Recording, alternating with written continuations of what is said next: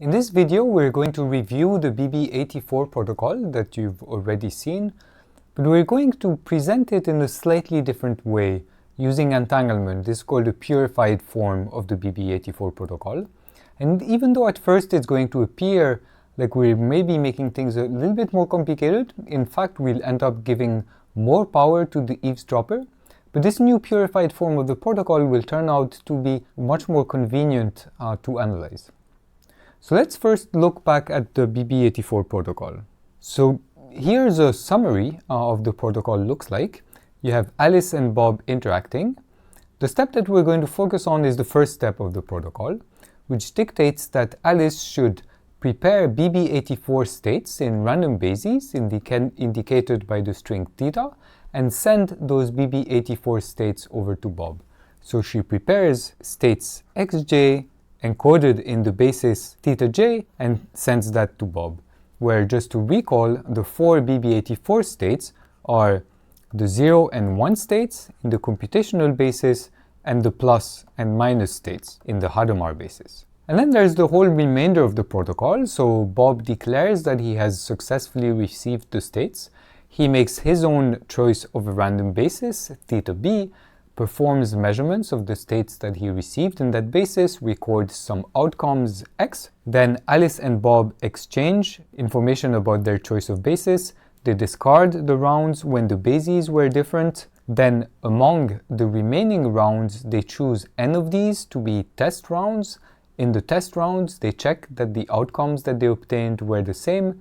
They then discard those test rounds and they perform the post-processing steps of the protocol, information reconciliation and privacy amplification that you learned about in previous weeks.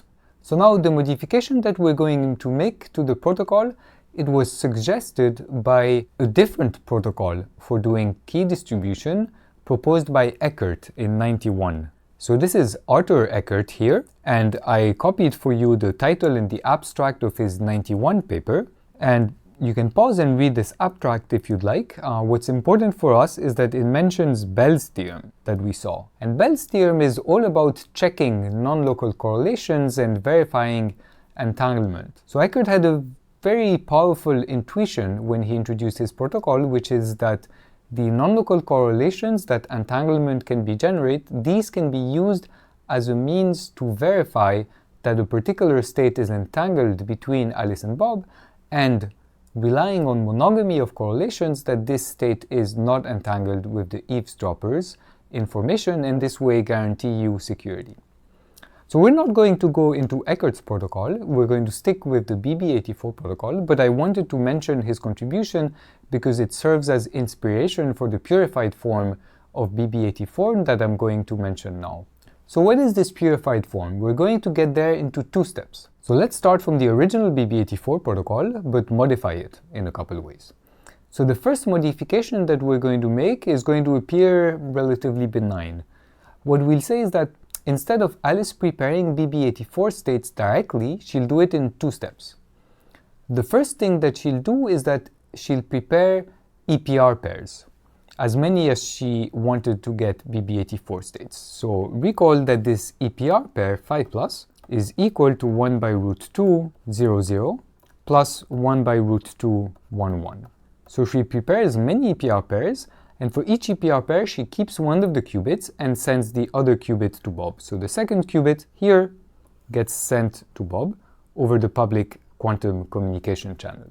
Once this is done, Alice and Bob each independently make a choice of random basis and measure their qubit in that basis, recording outcomes XA and XB. Now I claim that this is equivalent. Why is it equivalent? Well, Alice and Bob can make their measurements simultaneously or one after the other. It shouldn't matter because they're in different distinct locations. Let's have Alice go first.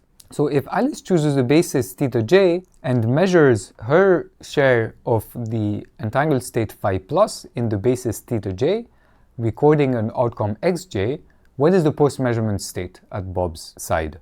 Well, we know how to compute this. We simply have to project the first qubit in xj encoded in basis theta j, perform the identity on Bob's qubit, we apply this to phi plus. What do we get? Well, because this is an EPR state, Bob's qubit gets projected into exactly this same state that Alice's obtained. So this is equal to xj encoded in the θj basis, but on Bob's side.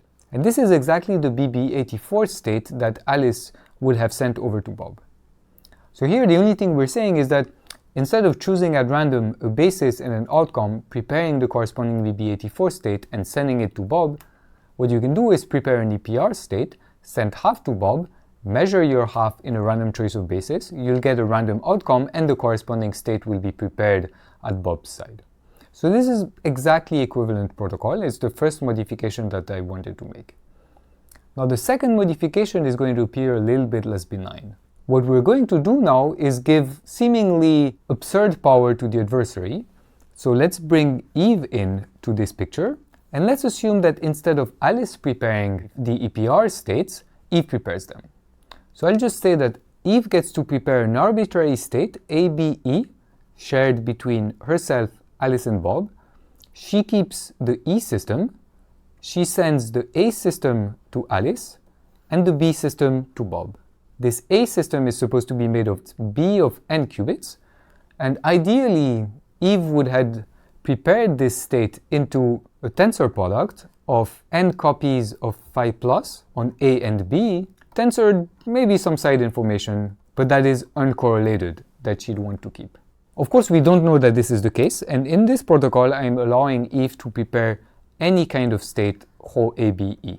Might be in this form, might not be. Alright, that's the first step of the protocol. The remainder is exactly the same. Now, let's imagine that Alice and Bob had a way to test that the states that are sent to them by Eve are EPR pairs, meaning that they would somehow implement the projection on phi plus on the shares of Ho that were sent over to them by Eve. In that case, the protocol as described here would be exactly the same as the one I described to you on the previous slide, which was exactly the same as BB84. So this would be exactly the same as BB84.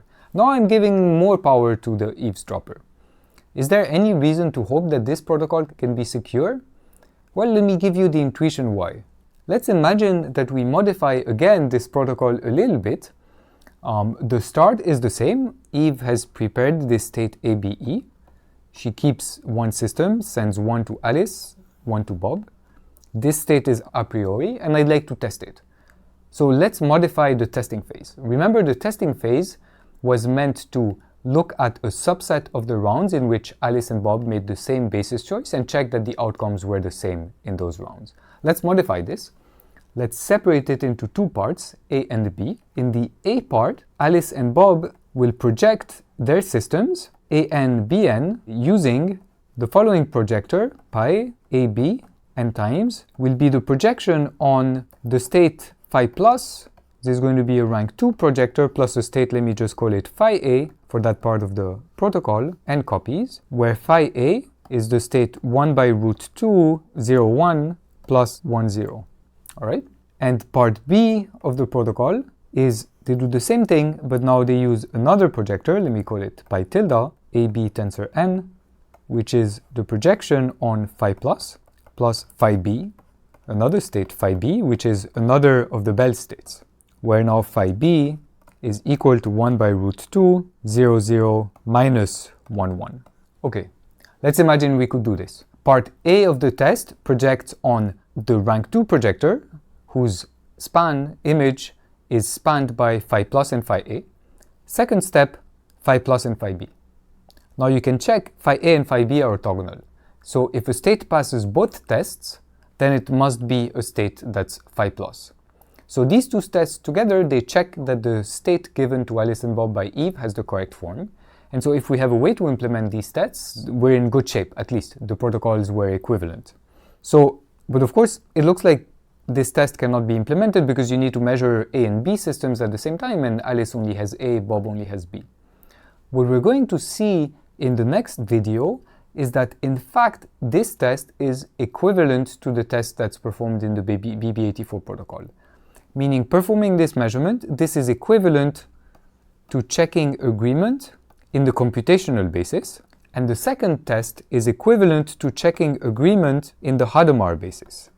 So once we've seen this, we'll have shown equivalence of the purified form of the protocol to the non-purified form of the protocol. And then we'll prove security in following modules of the purified form of the protocol.